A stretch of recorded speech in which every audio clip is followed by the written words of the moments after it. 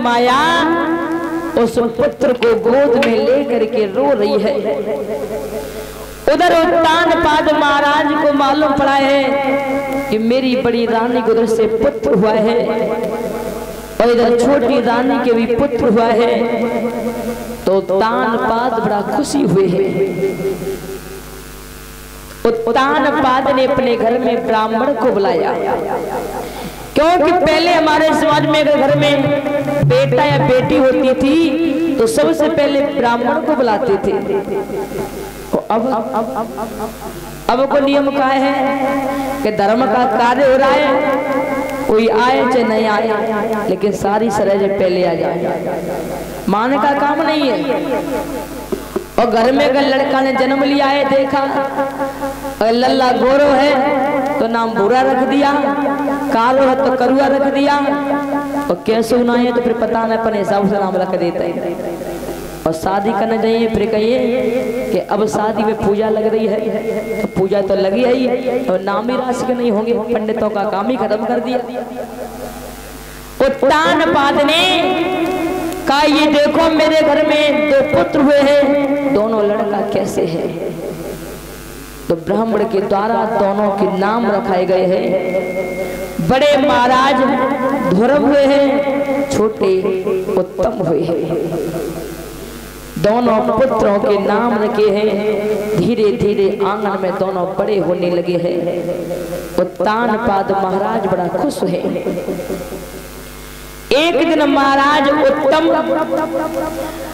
अपने महलों से खेलते हुए झोपड़ी के पास आ रहे थे।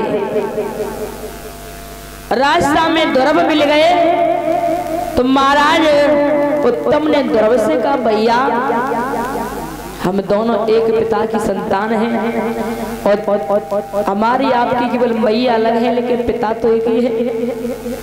आज ऐसा करो हमारे साथ में हमारे महलों में चलो।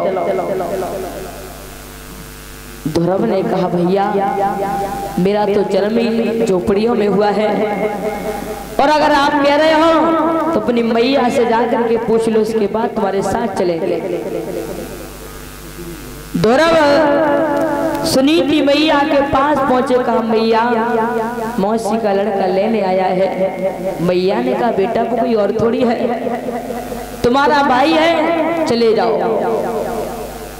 दोनों भैया चले हैं।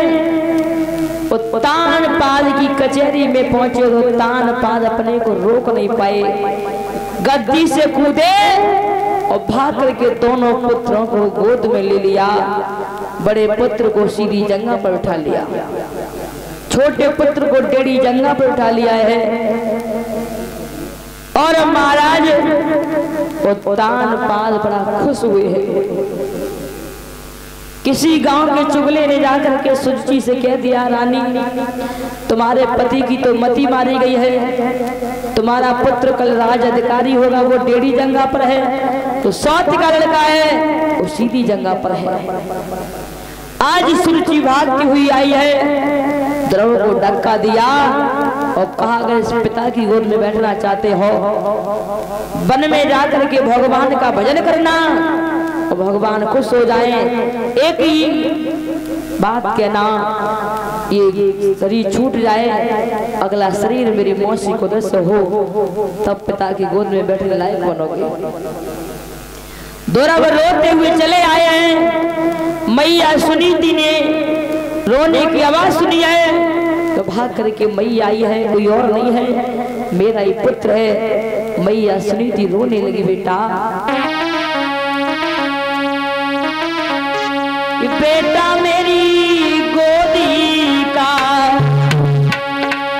लाला मेरी गोदी का, और तुझे किसने सताया